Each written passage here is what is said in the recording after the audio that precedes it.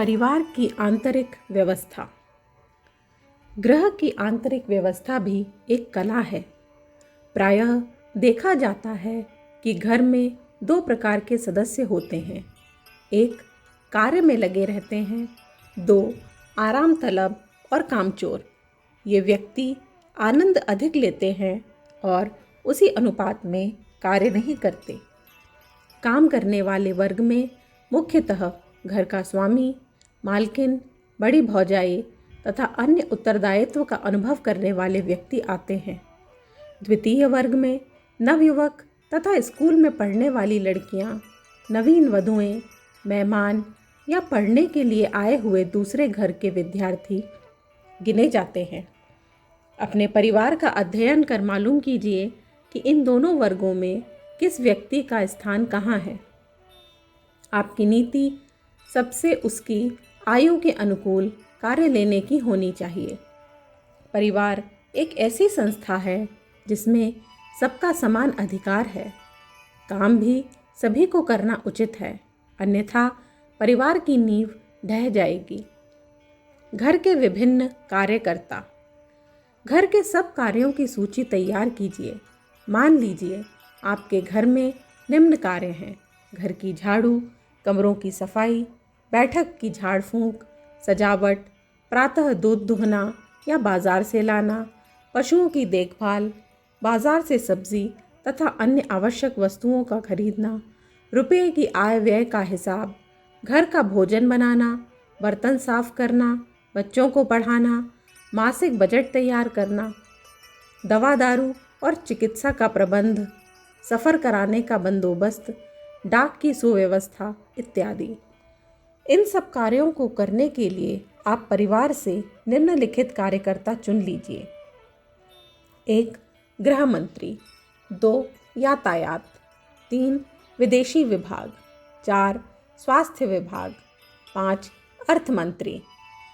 गृह मंत्री का कार्य प्रमुख व्यक्ति करे, जो घर की सब छोटी मोटी जानकारी रखे, भावी कठिनाइयों के लिए परिवार को चौकस रखे, लड़ाई झगड़ों से बचाकर परिवार की प्रतिष्ठा का ध्यान रखे, घर की सामान्य पॉलिसी का निर्णय करे। दूसरा प्रमुख कार्य अर्थ मंत्री का है। यह व्यक्ति हिसाब करने, बजट बनाने, अध्ययन का ठीक ब्यौरा रखने, मौसम के समय खाद्य वस्तुओं को खरीदने और बचत की व्यवस्था में चतुर होना चाहिए। घर में पाई पाई का हिसाब रखा जाए, मास से पूर्व ही बजट तैयार कर लें और एक एक कर सब जिम्मेदार सदस्यों के पास घुमा दें। उनकी आवश्यकताओं के विषय में पूछ लें और उसका उल्लेख बजट में यथास्थान कर दें। कर्ज में आने से परिवार की रक्षा करें। यातायात मंत्री सफ़र, मेहमानदारी, यात्रियों की देखभाल करे। विदेश मंत्री चिट्ठी पत्री, अखबार मंगाना, बाहर वाले मेहमानों से अच्छे संबंध स्थिर रखने का कार्य करें। यदि घर के सब व्यक्ति इन कार्यों में पृथक पृथक काम विभाजित कर अग्रसर होगा तो घर का काम क्षण भर में हो सकेगा। किसी के ऊपर अनुचित भार भी ना पड़ेगा।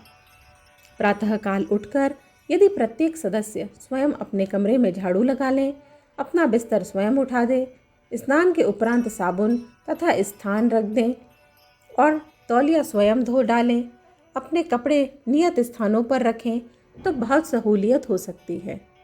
जब एक एक व्यक्ति काम छोड़कर लापरवाही करता है तो काम पहाड़ सा प्रतीत होता है। यदि प्रत्येक आदमी अपना अपना काम निपटाता चले तो सब कुछ क्षण भर में निपट जाता है। नौकर के ऊपर निर्भर रहना उत्तम नहीं है।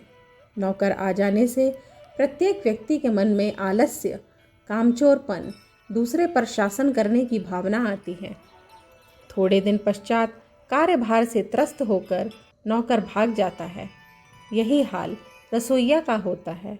कल्पना कीजिए कि यदि रसोइया एक एक व्यक्ति के लिए बैठा रहे तो कैसे भोजन का अंत हो सकता है। प्रत्येक व्यक्ति को नियत समय पर जो बने उसे प्रसन्नतापूर्वक खा लेने की आदत डालनी चाहिए। घर की सुव्यवस्था कैसे करें? आइए मैं आपको अपने घर की सैर कराऊं। यह देखिए हमारा स्टोर है। इसमें जो सामने अलमारी है, इसमें छोटे छोटे 7 पीपे चुने रखे हैं। प्रत्येक पीपे पर कुछ लिखा हुआ है। ये 7 प्रकार की दालें हैं जिन पर दाल के साथ जिनका नाम दर्ज है। कौन सी दाल किस दिन तैयार होगी इसका प्रबंध पहले से ही है। मास के पहले दिन इन पीपों को देख लिया जाता है और मुंह तक भर दिया जाता है। दूसरी ओर मसालों के पीपे हैं जिनमें वर्ष भर के लिए नमक, धनिया, मिर्च, हल्दी, जीरा, गरम मसाला पिसा हुआ रखा है। जब रसोई के मसालदान में कोई वस्तु कम हो जाती है तो इसमें से ले ली जाती है। एक ओर 2 बड़े बोरे गेहूं के रखे हैं। एक पीपे में चावल है। गाय भैंस के लिए 1 बोरी खल चुनी इत्यादि रखी है। एक पीपे में ढक्कन से बंद आटा रखा हुआ है। खूंटी पर तराजू मौजूद है। नियत मिकदार में आटा और दाल तौलकर गृह मंत्री देता है। इसी में करीने से सजी हुई एक और लकड़ी एक वत्र रखी है। शेष लकड़ियाँ छत पर एकत्रित हैं। कुछ उपले भी मौजूद हैं। एक कोने में मिट्टी के तेल का पीपा और 2 बोतलें रखी हुई हैं। मास के प्रारंभ में देख लिया जाता है कि स्टॉक में क्या क्या है। स्टॉक रखने वाला व्यक्ति बजट के लिए वस्तुओं के परिमाण के संबंध में सूचना देता है। ऊपर एक अलमारी में जो बंद है 5 तरह के अचार, मुरब्बे और घी एकत्रित है। इसे मास के प्रारंभ में भर लिया गया है। कुछ तिल का तेल भी रखा है। इसी में पापड़, भंगौरी और सूखे मेवे, किशमिश, बादाम, छुआरे, खोपरा स्पेशल भोजन के लिए तैयार रखे हैं। अलमारी के निचले खाने में 2 दर्जन कटोरियाँ, 2 दर्जन चम्मच, कुछ थालियाँ, गिलास इत्यादि एकत्रित हैं। कुछ बढ़िया गुड़ भी बंद पीपे में सुरुचिपूर्ण ढंग से रखा है। इस स्टोर में एक मास के लिए तरकारी के अतिरिक्त सब कुछ एकत्रित कर लिया गया है। रसोई भी देख लीजिए। एक अलमारी में साफ किए हुए बर्तन सजे रखे हैं। महरी ने उसे धो दिया है। चूल्हा लीपा पुता साफ है। पटरा धुला हुआ है। एक ओर आले में शक्कर का पीपा, छलनी, कुछ चम्मच, चाय का इंतज़ाम है। दूसरी ओर मसालदान विराज रहे हैं। एक ओर दूध बिलोने का यंत्र रखा है। दही जमा रखा है।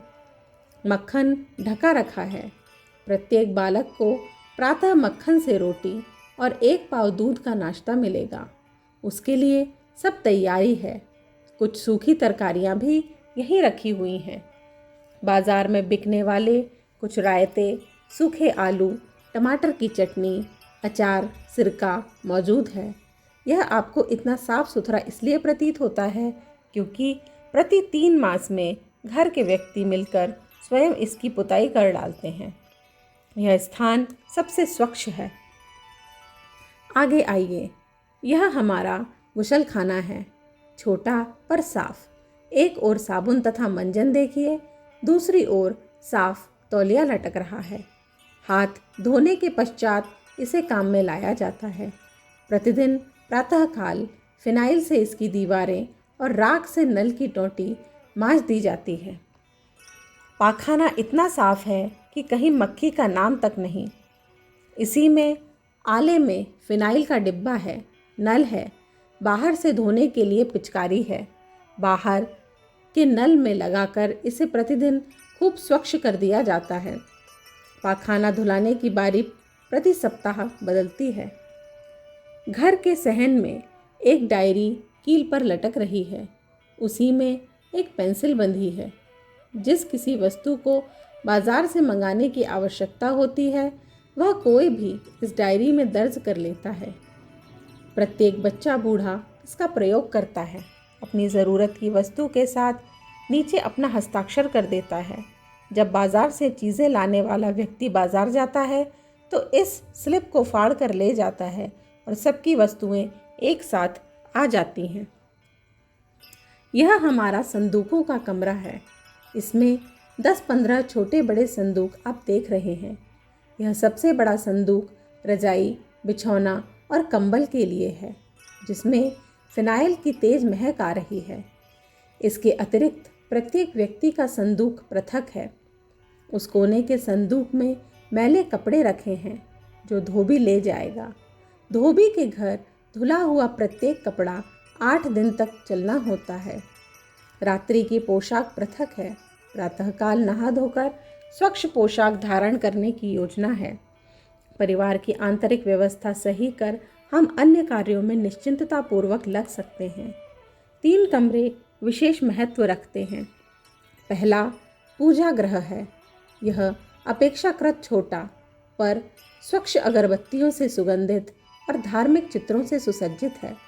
प्रातः सायं घर के सब सदस्यों को भजन, प्रार्थना और पूजा के अनिवार्य रूप से यहाँ उपस्थित होना पड़ता है। बालकपन में डाले गए संस्कारों से प्रत्येक बालक आशावादी, संघर्षशील, आस्तिक और कर्तव्यपरायण होता है। इसी में एक छोटा घरेलू पुस्तकालय भी है, जिसमें अनेक छोटे बड़े धार्मिक, आध्यात्मिक और चरित्र निर्माण करने वाले ग्रंथों, मासिक पत्रिकाओं का संकलन है। भोजन के पश्चात सब सदस्य इस कमरे में एकत्रित होते हैं। रेडियो द्वारा मनोरंजन, समाचार तथा अन्य आवश्यक तत्वों का यहाँ ज्ञान कराया जाता है। बच्चे प्रायः इसमें अपना अधिकांश समय व्यतीत करते हैं। हमारा शयनागार 2 बातों में विशेष महत्व रखता है। वह खूब खुला हुआ, हवादार, प्रकाशमय है। बिस्तर सफाई से एक ओर तय करके रखे हुए हैं। शाम होते होते इन्हें बिछा दिया जाएगा। बिस्तर लगाना और उठाना यह कार्य छोटे बच्चों का है। उन्हें सहायता करने के लिए एक बड़े व्यक्ति की ड्यूटी भी लगी हुई है। बच्चों के लिए और भी छोटे छोटे कार्य चुन दिए गए हैं, जैसे भोजन खिलाना, कुर्सियों की सफाई, पुस्तकों को उठाकर यथास्थान पर जमाना, अपने वस्त्र, जूते, बस्ता नियत स्थान पर रखना, छोटे शिशुओं को खिलाना, घर के पशु पक्षियों, तोता, बिल्ली, कुत्ता, गाय को मामूली भोजन प्रदान करना इत्यादि। उनकी आयु के साथ धीरे धीरे उन्हें अधिक जिम्मेदारी का स्थान प्रदान किया जाता है। सबसे अधिक परिश्रम बैठक में किया जाता है। प्रातःकाल इसकी सफाई की जाती है। बिखरी वस्तुओं को यथास्थान रखा जाता है।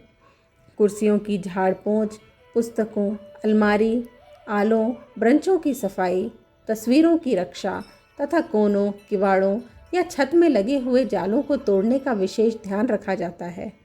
इसमें किसी भी सदस्य को उसकी व्यक्तिगत वस्तु को छोड़ने नहीं दिया जाता। केवल बैठने, अपने मित्रों के साथ ठहरने, आमोद प्रमोद तथा बातचीत करने का अधिकार है। बैठक से घर की प्रतिष्ठा रहती है। उसकी स्वच्छता के लिए प्रत्येक सदस्य प्रयत्नशील रहता है। घर के छोटे छोटे कार्य। इसके अतिरिक्त छतों की सफाई का ध्यान रहता है। खाटों की अजवाइन खींचने, टूटी वस्तुओं की मरम्मत कराने, घर के पशुओं के चारे दाने की व्यवस्था करने, प्रत्येक बच्चे की शिक्षा में दिलचस्पी लेने, प्रतिमास उसकी परीक्षा लेने का नियम है। 1 मास में बच्चा कितना आगे बढ़ा है, उसके शारीरिक, मानसिक, सांस्कृतिक स्तर में कितना परिवर्तन हुआ है, इसका निरीक्षण किया जाता है। बालक के मानसिक विकास में यथाशक्ति सहायता पहुंचाने का प्रयत्न किया जाता है। हमारा यह विचार है कि हमारी विचारधारा हमारी प्राकृतिक वृत्तियों के अनुभव में निर्धारित होनी चाहिए। बच्चे का अनुभव बढ़ता है, उसके साथ उसका ज्ञान उत्तरोत्तर बढ़ता है। ज्ञानेंद्रियों द्वारा अभीष्ट ज्ञान प्राप्त करना, शारीरिक और मानसिक व्यापारों का विकास ही बच्चों की प्रारंभिक शिक्षा है। जिस घर में बच्चों की चंचलता, उनकी हलचल, जिज्ञासा, स्वप्रवृत्ति के अनुसार संगी साथी बनाने की चेष्टा, अनुकरण, हर्ष, शोक, भय आदि, व्यापार, सम्मति प्रदर्शन की इच्छा, एप्रिसिएशन, कुछ न कुछ करते रहना इत्यादि प्रवृत्तियां शुभ कार्यों में लग सकेंगी, उसी परिवार के बच्चे आगे निकल जाएंगे। प्रत्येक बच्चे को कुछ जिम्मेदारियां सौंपिए। जितना ही बच्चा जिम्मेदारियों के प्रति जागरूक बनेगा, उतना ही उसका आत्मविश्वास बढ़ता जाएगा। अखंड ज्योति, जनवरी 1951, पृष्ठ संख्या 33, 34, 35, 36, 37। हमारे YouTube चैनल विचार क्रांति दूत अखंड ज्योति पत्रिका को सब्सक्राइब करें एवं अगली वीडियोस प्राप्त करने के लिए बेल आइकन दबाएं। धन्यवाद।